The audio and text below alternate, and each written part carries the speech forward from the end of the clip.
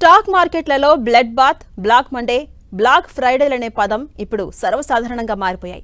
Iran war దెబ్బకి మన equity మార్కెట్లు క్రాష్ అవుతున్నాయి. ఈ పతనం 5-6 క్రితం కరోనా వైరస్ ప్రబలిన సమయంలోనే చూడగా గత 14 రోజుల్లో మాత్రం రోజువారీ పతనంతో షేర్ మార్కెట్లు దడదడలాడిపోతోంది. ఏ స్టాక్ చూసినా దాదాపు 10% నష్టపోగా అసలు ట్రేడింగ్ ఏ రోజు ప్రారంభమైనా వెంటనే భారీగా నష్టపోవడం కామన్ గా మారిపోయింది. అలా యుద్ధం ప్రారంభమైన మొదటి 10 సెషన్స్లోనే మన ఇన్వెస్టర్ల సంపద 30 లక్షల కోట్లకు పైగా మాయమైపోయింది.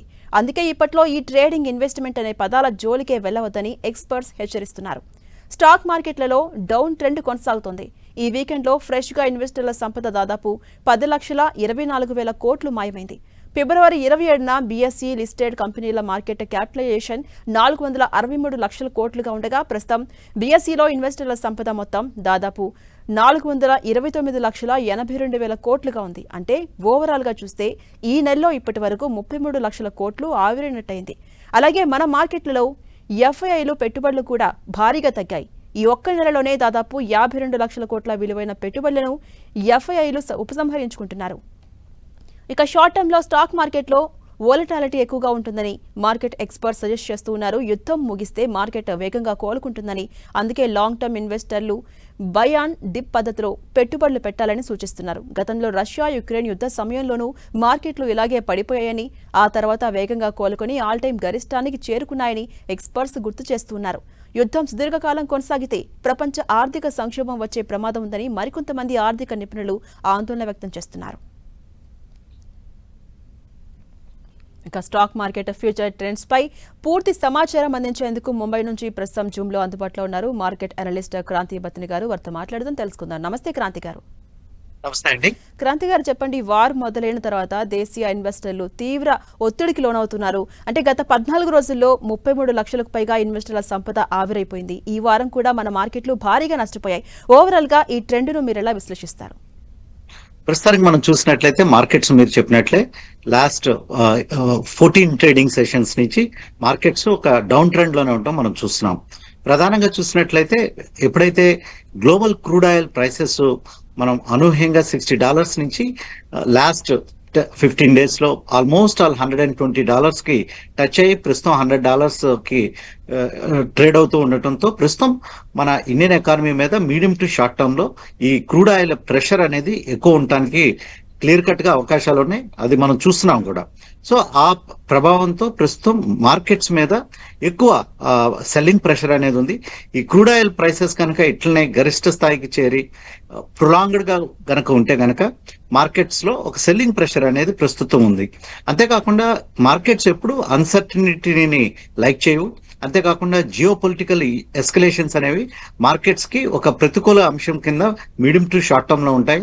సో ఈ జియో పొలిటికల్ ప్రెషర్ అనేది ఎక్కువైతే కనుక ప్రస్తుతం అయితే మార్కెట్స్ డౌన్ ట్రెండ్ లోనే ఉండడానికి అవకాశం ఉంది. మనం ఈ వారం చూసినట్లయితే ప్రధానంగా నిఫ్టీ గానీ సెన్సెక్స్ గానీ 5% దాకా ప్రధాన రంగ ఇండైసెస్ లో కరెక్షన్ అనేది చూడటం జరిగింది. ప్రస్తుతం మనం మార్కెట్స్ ని కరెక్షన్ అనడానికి లేదు. ప్రస్తుతం ఒక బేర్ గ్రిప్, అంటే అమ్మకాల ఒత్తిడి అనేది మార్కెట్ లో క్లియర్ కట్ గా ఉంటాం మనం చూస్తున్నాం. సో అందువల్లనే ఇండియన్ మార్కెట్స్ లో ఒక డౌన్ ట్రెండ్ అనేది ఉంది. బట్ ఇది ఒక షార్ట్ టర్మ్ ఫినామినా కిందే చూడాలి. ఎప్పుడైతే ఈ యుద్ధ వాతావరణం తగ్గుతుందో, క్రూడ్ ఆయిల్ లో కొంచెం తగ్గుదల విట్నెస్ చేసినట్లయితే డెఫినెట్ గా మార్కెట్స్ ఎంతవరకు తగ్గినాయో ఇమీడియట్ గా కూడా పెరగడానికి అయితే అవకాశాలు క్లియర్ కట్ గా ఉన్నాయి. మన ఇండియన్ ఎకానమీకి మేజర్ ఒక కీ అడ్వాంటేజ్ ఏంటంటే లాస్ట్ 10 years లో గ్లోబల్ క్రూడ్ ఆయిల్ ధరలు అనేవి ఎప్పుడు డౌన్ ట్రెండ్ లోనే ఉంటుంది చూసాం అనమాట. అందువల్ల ఇండియన్ ఎకానమీకి అదొక అడ్వాంటేజెస్ కింద ఉండటం మనం చూసాం. కానీ ఈ మీడియం టు షార్ట్ టర్మ్ లో ఎప్పుడైతే క్రూడ్ ఆయిల్ ధరలు ఈ $100 అబౌవ్కి వస్తాయో అప్పుడు ఇండియన్ ఎకానమీ మీద ఒక ప్రెషర్ అనేది ఉంటాం మనం చూస్తున్నాం. ప్రస్తుతానికైతే ఇండియన్ ఎకానమీకి దీన్ని డబుల్ వ్యామీ అనాలి. ఎందుకంటే ఫారెన్ పోర్ట్ఫోలియో ఇన్వెస్టర్స్ సెల్లింగ్ తో మన రూపీ ఆల్మోస్ట్ ఆల్ ఇప్పుడు 92 దాకా డిప్రిషియేట్ అవటం మనం చూస్తున్నాం. దానికి తోడుగా ప్రస్తుతం ఏదైతే క్రూడ్ ఆయిల్ ధరలు ఇంత హై ప్రైస్ కి రావటమో అందువలన ఈ డబల్ వ్యామీ అనమాట. అంటే రెండు రకాలుగా క్రూడ్ ఆయిల్ ధరలు అనూహ్యంగా పెరగటం, అంతేకాకుండా రూపీ డిప్రిషియేట్ అవడంతో ప్రస్తుతం అయితే మార్కెట్స్ లో ఒక నెగిటివిటీ అనేది ఉండటం మనం చూస్తున్నాం. అదేవిధంగా అటు రాబోయే రోజుల్లో మన స్టాక్ మార్కెట్ల ట్రెండ్ ఎలా ఉండే అవకాశం ఉంది? ముఖ్యంగా వచ్చే వారం మన మార్కెట్లపై ప్రభావం చూపే అంశాలు ఏంటండి? ప్రధానంగా మార్కెట్స్ కి ప్రభావితం చూపించే అంశం ప్రస్తుతం అయితే క్రూడ్ ఆయిల్ ని చూడాలి. క్రూడ్ ఆయిల్ ని ప్రస్తుతం చాలా క్లోజ్ గా అబ్జర్వ్ చేయాలి. క్రూడ్ ఆయిల్ లో ఎటువంటి తగ్గుముఖం లేకపోతే గనక మార్కెట్స్ లో సెల్లింగ్ ప్రెషర్ అనేది ఉండడానికి ఎక్కువ అవకాశాలు ఉన్నాయి. మీరు ఇందాక చెప్పినట్లు ఫారెన్ పోర్ట్ఫోలియో ఇన్వెస్టర్స్ కంటిన్యూస్ గా సెల్లర్స్ కింద ఉన్నారు. అందువల్లనే మార్కెట్ లో ఒత్తిడి అనేది, అమ్మకాల ఒత్తిడి అనేది పెరుగుతా ఉంది. కానీ thanks to domestic institutional investors continuous గా బయర్స్ కింద ఉన్నారనమాట. అందువల్ల కొంచెం సెల్లింగ్ ప్రెషర్ అనేది కొంతవరకు తగ్గుతున్నప్పటికీ, బట్ ఈ క్రూడ్ ఆయిల్ యొక్క ప్రభావం అనేది మార్కెట్స్ మీద మీడియం టు షార్ట్ టర్మ్ లో ఎక్కువ సెల్లింగ్ ప్రెషర్ అనేది చూపిస్తుంది. నిఫ్టీ ప్రస్తుతం అయితే 23,150 దగ్గర ప్రస్తుతం ట్రేడ్ అవుతుంది. ఈ రేంజ్ కనుక బ్రేక్ అయినట్లయితే మళ్ళీ నిఫ్టీ అగైన్ 22,000 లెవెల్ అనేది కూడా టచ్ చేయడానికి ఈ వారం అవకాశాలు ఎక్కువగా ఉన్నాయి. ప్రతిరోజు సెల్లింగ్ అనేది విపరీతంగా పెరుగుతుంది. నిఫ్టీ ప్రతిరోజు ఆన్ అన్ యావరేజ్ 300 పాయింట్స్ కోల్పోతుంది. ఈ సెల్లింగ్ గనక కంటిన్యూ అయితే గనక 22,200 కూడా బ్రేక్ అవడానికి అయితే క్లియర్ కట్ అవకాశాలు ప్రస్తుతం కనపడుతున్నాయి. కానీ అనూహ్యంగా ఏదన్నా ఈ యుద్ధ వాతావరణం తగ్గి క్రూడ్ ఆయిల్ ప్రైసెస్ తగ్గుముఖం పట్టినట్లయితే మార్కెట్ లో మళ్ళీ క్విక్ రికవరీ అనేది రావడానికి కూడా అవకాశం ఉంది. మీడియం టు షార్ట్ టర్మ్ లో చూసే ఇన్వెస్టర్స్ స్టాక్ మార్కెట్ అంటే ఇటువంటి ఒత్తిడులకి, ఇటువంటి జియో పొలిటికల్ ఇష్యూస్ కి బాగా రెస్పాండ్ అవుతుంది అనమాట. వాలటాలిటీ అనేది ఎక్కువ ఉంటుంది. అందువల్లనే వాలటాలిటీకి లైక్ చేయనటువంటి ఇన్వెస్టర్స్ స్టాక్ మార్కెట్ కి దూరంగా ఉండటమే మంచిది. బట్ ఎవరైతే ఇన్వెస్టర్స్ లాంగ్ టర్మ్ వ్యూ ఉంటుందో, అంతేకాకుండా హై రిస్క్ అపటైట్ అంటే నేను రిస్క్ తీసుకోగలను అని ఉంటారో అటువంటి ఇన్వెస్టర్స్ కే, అటువంటి ట్రేడర్స్ కే ఈ మార్కెట్ అనేది ప్రస్తుత కండిషన్స్ సూట్ అవుతాయి. అదేవిధంగా అటు వార్ ఎఫెక్ట్ తో ఏ సెక్టార్స్ ఇబ్బందులకు గురయ్యాయి? ఈ సెక్టార్స్ పై ఇన్వెస్టర్లకు మీరు ఇచ్చే సూచనలు ఏంటి? అలాగే ఏ స్టాక్స్ లో ఇన్వెస్ట్ చేస్తే ఎప్పుడు మంచిదంటారు? ప్రస్తుతానికి ఈ global crude oil prices rise అవ్వడంతో, అంతేకాకుండా ఈ వార్ ఇంపాక్ట్ తో ప్రధానంగా చూసినట్లయితే ఆయిల్ మార్కెటింగ్ కంపెనీస్ అంటే మనకి ఇండియన్ ఆయిల్ కార్పొరేషన్ కానీ, హెచ్పిసిఎల్ కానీ, బిపిసిఎల్ కానీ, ఇటువంటి ఆయిల్ మార్కెటింగ్ కంపెనీస్ మీద ఇమ్మీడియట్ ప్రభావం అనేది ఉంటుంది. అందువల్ల దాన్ని మనం చూస్తున్నాం కూడా. అందువల్ల ఈ ఆయిల్ మార్కెటింగ్ కంపెనీ షేర్స్ లో కొంచెం కరెక్షన్ అనేది చూసాం. అంతేకాకుండా ఏ అయితే కంపెనీస్ ఈ పెట్రోకెమికల్స్ ని వాళ్ళ యొక్క రా మెటీరియల్ కింద యూజ్ చేస్తారో, డైరెక్ట్ గా చెప్పాలంటే పెయింట్ కంపెనీస్ లో one of the key raw material crude యొక్క ఎక్స్ట్రాక్షన్స్, క్రూడ్ యొక్క పెట్రోకెమికల్స్ ని యూజ్ చేయడం జరుగుతుంది అనమాట. సో అటువంటి కంపెనీస్ మీద, అంతేకాకుండా టైర్ ఇండస్ట్రీ మీద, ఎక్కడైతే ఫ్యూయల్ ని, గ్యాస్ ని ఎక్కువగా వాడతారో లైక్ టైల్స్ కంపెనీస్ కానీ, ఇంక్లూడింగ్ మ్యానుఫ్యాక్చరింగ్ కంపెనీస్ కానీ, కెమికల్ కంపెనీస్ కానీ, వీటన్నిటి మీద ప్రతికూలంగా ఈ పెరిగిన క్రూడ్ ఆయిల్ ధరల వలన ప్రస్తుతం అయితే ఒక సెల్లింగ్ ప్రెషర్ అనేది ఉంది. అంతేకాకుండా వారి యొక్క మార్జిన్స్ ప్రెషర్ కూడా ఉంది. మనం చూసినట్లయితే ఏవియేషన్ ఇండస్ట్రీ నిన్నటి నుంచే ఆల్ ఏవియేషన్ కంపెనీస్ అన్ని వారి యొక్క మన టికెట్ ధరల మీద ఫ్యూయల్ సర్చార్జ్ కూడా యాడ్ చేయడం జరుగుతుంది. సో ఏవియేషన్ ఇండస్ట్రీ అనేది చాలా థిన్ మార్జిన్స్ తో పనిచేస్తాయి. ప్రధానంగా ఎక్కువ ఎక్స్పెండిచర్ ఉండేది ఏవియేషన్ కంపెనీస్ కి శాలరీస్ తర్వాత ఫ్యూయల్ అన్నమాట. సో ఈ ఫ్యూయల్ ధరలు గనక పెరిగితే గనక ఏటీఎఫ్ ఫ్యూయల్ ధరలు అనూహ్యంగా పెరుగుతాయి. అందువల్లనే మనం ఇండిగో లాంటి షేర్స్ లో కూడా ఒక డౌన్ ట్రెండ్ అనేది, కరెక్షన్ అనేది చుట్టానికి అవకాశాలు ఉన్నాయి. కరెక్షన్ కూడా ప్రస్తుతం చూస్తున్నాం. సో ప్రధానంగా డైరెక్ట్ ఇంపాక్ట్ అయ్యేటువంటి సెక్టర్స్ ఇవి. బట్ ఇండియాలో మనం crude 90% of the crude import చేసుకుంటాం కాబట్టి ఇన్ఫ్లేషన్ అనేది పెరగడానికి అవకాశం క్లియర్ కట్ గా ఉంది. సో క్రూడ్ ఆయిల్ కనుక అనూహ్యంగా ఎలివేటెడ్ లెవెల్స్ లో కనుక ఎక్కువ కాలం ఉంటే కనుక దాని యొక్క ప్రభావం ప్రతి ఒక్క రంగం మీద ప్రభావితం, ఒక నెగిటివ్ ప్రభావితం అనేది చూపించడానికైతే క్లియర్ కట్ అవకాశాలు కనపడుతున్నాయి.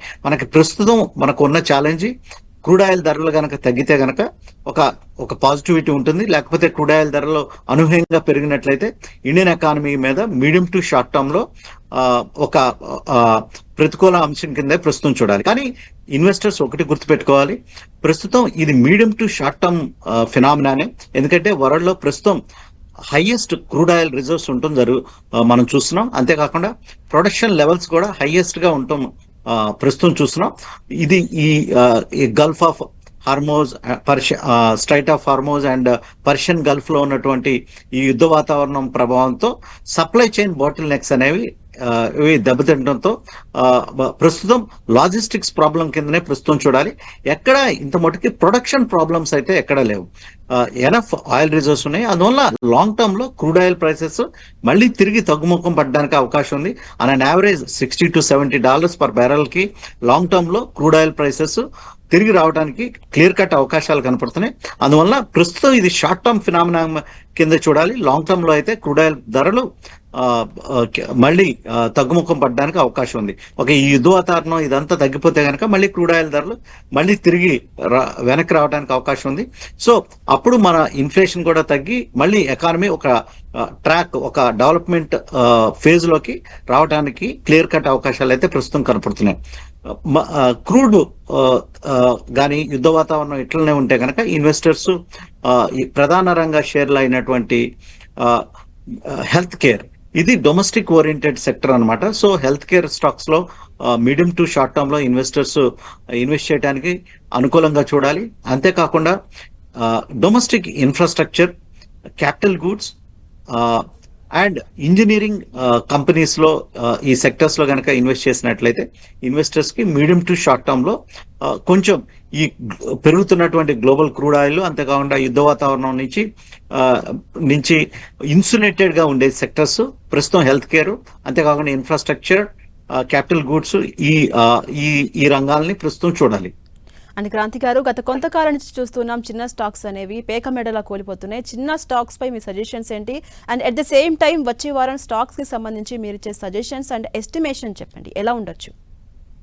ప్రస్తుతానికైతే ఇన్వెస్టర్స్ ఒకటి గుర్తుపెట్టుకోవాలి, ఈ పెన్నీ క్యాప్స్ కానీ మిడ్ అండ్ స్మాల్ క్యాప్స్ కానీ వీటిని హై బీటా స్టాక్స్ అంటారు. అంటే మనం ఇందాక చెప్పినట్లు ఇండెక్స్ కనుక 5% తగ్గడం ఈ వారం చూస్తున్నాం.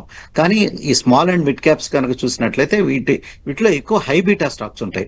అంటే ఇండెక్స్ 5% తగ్గినట్లయితే ఈ స్టాక్స్ 15, 20, 30% కూడా తగ్గడానికి అవకాశం ఉంది.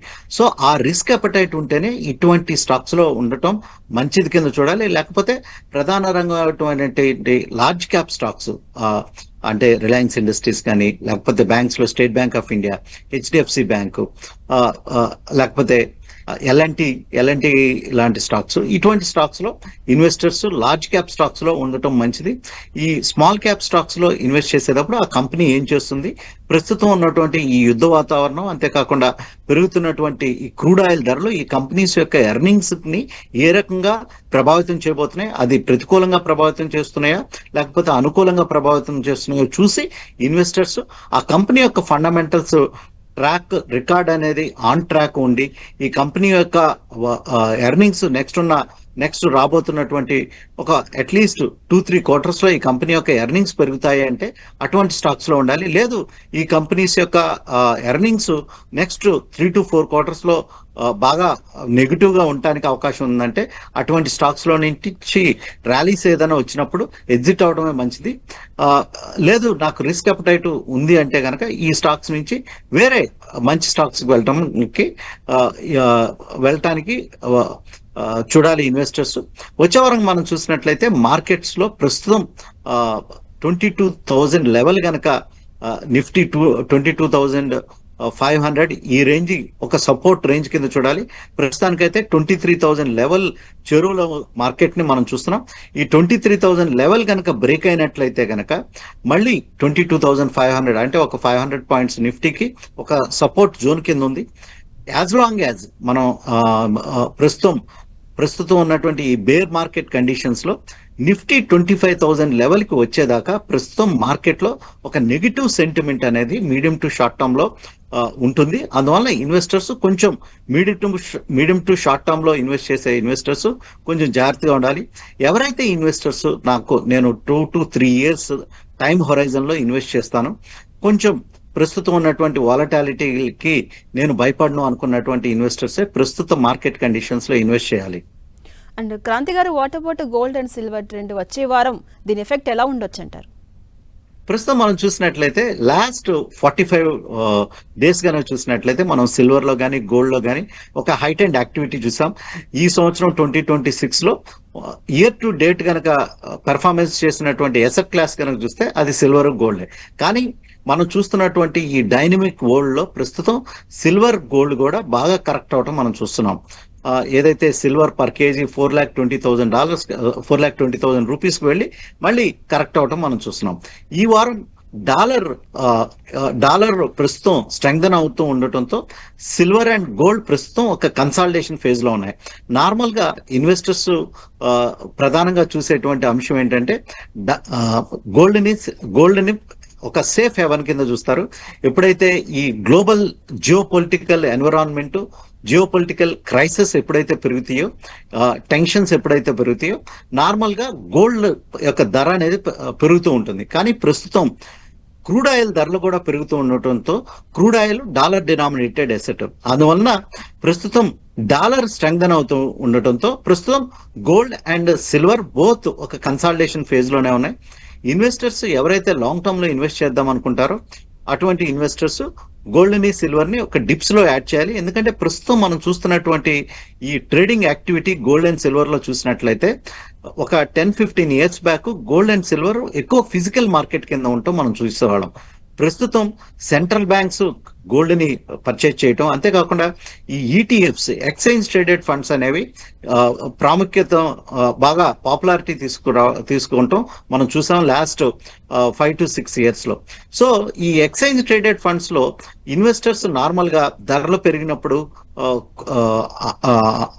మళ్ళీ తిరిగి కొనటం, అంతేకాకుండా ధరలు తగ్గుతున్నప్పుడు అమ్మేయటం, అంటే ఒక షార్ట్ టర్మ్ ట్రేడింగ్ యాక్టివిటీ కింద ఈ ఎక్స్చేంజ్ ట్రేడెడ్ ఫండ్స్ ని యూజ్ చేయడం జరుగుతుంది.